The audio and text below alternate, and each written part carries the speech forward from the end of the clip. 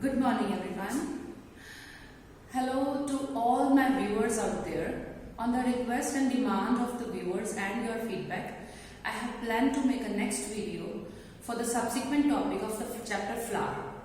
Viewers, as my previous video is all about the structure of a flower, now I am proceeding further to the types of flowers. Flowers are basically of two types on the basis of their whorls. If the flower is having all the four whorls present in it, like calyx, corolla, androecium and gynoecium, that flower is known as complete flower. And if in case there is one whorl or more, two or more whorls are absent in that flower is known as incomplete. Viewers, on the basis of the reproductive whorls, the flower is further of two types, unisexual and bisexual. It means that uni means one. If the flower is having only one reproductive unit, either male or female. Bisexual means bi means two.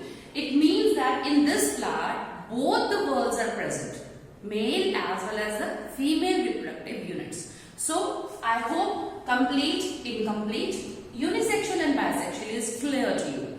Now, moving on further, when we have studied that what is the structure of a flower and what types of flowers we are having all around in the nature, now we are moving why the reproductive units are known as the essential whorls, because for the reproduction purpose. Now pollination, what is pollination? The concept is in my mind, what is pollination? The layman want to know, okay ma'am, what is pollination? Pollination means the transfer of pollen grains. Read here, transfer of pollen grains from anther to stigma. Anther of a flower to the stigma of the flower. So pollination is the transfer of pollen grains. Students, pollen grains are actually the male gametes or the male reproductive part, male gametophyte, which will further unite with the female gamete to form a zygote. Okay, that we will read in fertilization. But first of all, we are focusing on, if pollination we have studied, what types of pollination are there? There are mainly two types, self-pollination and cross-pollination. Okay, as the name indicates, self, complete in itself, and cross, when the pollen grain goes somewhere else. Now, read here.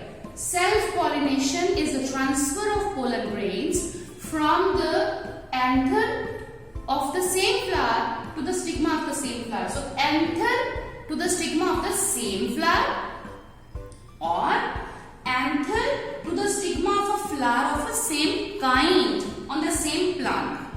So, if we assume that a flower is planted in a pot and here the flower is present. So, if the self-pollination is transfer of anther to anther, transfer of pollen grains from anther to the stigma of the same flower or the flower of the same plant. And in case of cross-pollination, we need one more plant over here. So, in cross-pollination, transfer of pollen grains from anther to the stigma of another plant. It means pollen grains get transferred from this plant to the next plant of the same kind. Okay, so there is a clear-cut difference between self-pollination and cross-pollination. Okay, the question arises is, if the cross-pollination is going on in the nature, how? Which thing help it? How pollen grains get transferred? For that we are having agents of pollination. So students, broadly I will classify here agents of pollination into two types, biotic and abiotic. Biotic means life. Bio means life. So living agents, and abiotic means non-living agents like wind and water. So wind and water are the agents of pollination. Insects, birds and animals as well are the agents of pollination. So we can see some flowers are pollinated by wind, some flowers are pollinated by insects, some flowers are pollinated by water. I can now explain this further in detail. Okay, so agents of pollination, first of all, the wind pollinated flowers. When flowers are pollinated by wind, a very common example is dandelion. If you see the flower of dandelion, it is very light in weight, it is having very light petals, and pollen grains are rather very light in weight. So with a light breeze, pollen grains fly and get stuck to the stigma of the other flower. In case of water pollination, the flowers are separated, like male flowers are there. For example, I will take Valsinaria. In that plant, male flowers are present on the different plant and the female flowers on the different plant. Okay, so what happens is the pollen grains float on the surface of water and get attached to the stigma of the flower of another plant. Okay, now in case of insect pollination, now in this case, insect pollination, what do we need? Flowers must be very bright in color to attract the insects towards them, and there must be nectar. The most common insect agent is honeybee, okay, butterflies, moths, wasps. So insect pollinated flowers having more particular characters, like they must have the bright color flowers, they are having pollen grains which are sticky in nature, the stigma must be sticky in nature, pollen grains are feathery, they can fly. So insect pollinated flowers are having the most common example is you can say sunflower is having the most common example, and hibiscus is there. Like now I will come to bird pollination. Some birds help in pollination. Some birds, even mammals, bats, elephants, all the rodents, they can help in pollination as well.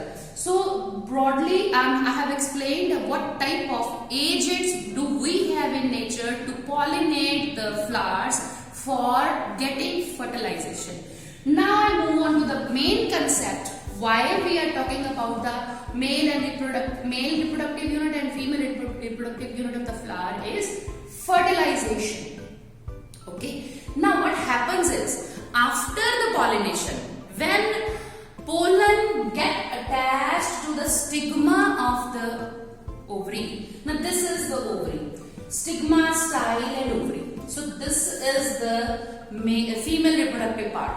And when pollen grain come and attach to the stigma, what happens is, it gets moisturizer, it gets moisture, and pollen grain swell up due to water content. And after that what happens is, pollen grain generates a pollen tube. One pollen tube comes out, and pollen tube is having the male gametes in it. Two male nuclei are present in the pollen tube. When this pollen tube comes in contact with this is ovary. Okay, you can see these are the female gametes. So now what happens is, male gametes come down through the pollen tube, and if they come in contact with the female gametes, what happens is, these gametes fuse together, and the process is known as fertilization. So when male gametes fuses with the female gamete, the process to form a zygote, the process is known as fertilization. So this is how fertilization happens. Now after that, when zygote is formed, so the main product what form after fertilization is zygote. When zygote is formed, it means fertilization is complete. One male nuclei combines with the one female nuclei here, female gamete, to form a zygote. Okay. Now the question comes, what happened to the second male nuclei? The second male nuclei join with the polar nuclei in the ovary to form endosperm. Two things form when fertilization happens. Zygotes will give rise to embryo. Okay. And what happens is, with the other male nuclei join with the polar nuclei, endosperm is formed. embryo will get food from endosperm. So endosperm is formed for giving the nourishment to the embryo in the seed stage. Now this all for the fertilization. Now viewers, what happens after fertilization? Now come over here. After fertilization, the whole story is now summed up. Ovary. What happened to the flower now? What happened to the flower? Ovary will transform into the future fruit. Ovules which are present in the ovary, they will get changed into seeds, petals, sepals, even anthers in some cases fall off because their role is over now. There is no use of petals, sepals and anthers now because pollination is done, fertilization is done, and now what happened after fertilization? Fruit is formed. Finally, ripened ovary. What is a fruit? Fruit is a ripened ovary. Now fruit is formed and inside the fruit seeds are there. Now the need of that point is dispersal of fruit and the seed. So dispersal of fruit and seed. So what happens is when the fruit is dispersed, okay, fruit fall off on the ground, and after that for so many days it's over there. After that it will dry up and the seeds come out. Now seed will germinate to give rise to a new plant. Okay, that is why the whole circle is going on. So seed germinate, and three basic essential conditions are required for the seed to germinate. For germination, three basic things are required. First, oxygen. Oxygen for the embryo to respire. For respiration, for cellular respiration, oxygen is needed. Number two, water. Water, so that seed, the whole thing will swell up and the processes are activated, enzymes get activated and the process of germination will start. And warmth.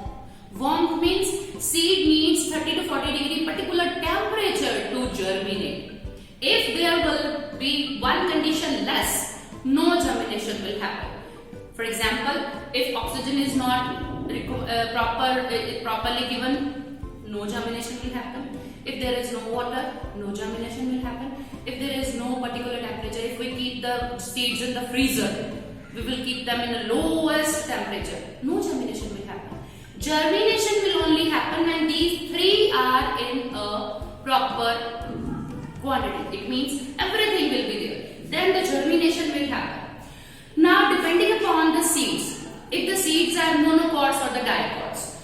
Now viewers, this is a too lengthy topic and I'm summing up here that the germination is apigeal and hypogeal. Two types of germination are there, apigeal and hypogeal. And in my coming video, I will explain to you the detail of seed